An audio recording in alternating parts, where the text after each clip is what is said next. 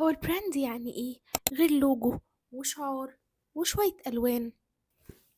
البراند أعمق من كده بكتير. فلو ما سمعتش عن نظرية الفايف بيس، تعال أقولك عليها. براند إكوايتي، وهنا بنلعب على الثقة والسمعة اللي بيبنيها البراند مع العملاء بتوعه. الحاجة اللي مخلية براند زي أبل القيمة التجارية للعلامة التجارية بتاعته ملايين الدولارات. براند ريليفنس، وهنا معناها ان انت لازم تكون متطور وتواكب على طول السوق، تكون دايما ليك بصمة مع العملاء بتوعك، مش مجرد مكان بيشتروا منه حاجة وخلاص. تالت حاجة براند ايمج، الصورة الذهنية اللي بتبقى في دماغ العميل لما يشوف اللوجو بتاعك أو يسمع اسمك أو يشوف الشعار بتاعك، أو حتى لما بنسمع صوت الآيفون وهو بيتفتح. هو ملوش صوت تقريبا، سامسونج اللي ليه صوت. أو إحساس الأمان اللي بيحسه عميل فولفو لما يركب العربية أو يسمع اسم البراند بتاعها.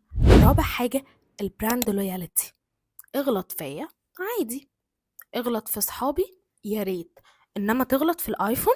انت بتغلط في البراند اللي انا بحبه وبشتريه منه الموبايل بتاعي.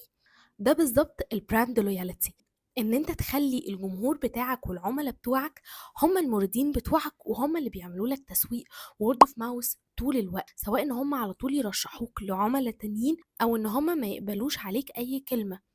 باختصار، جيشك الوحيد.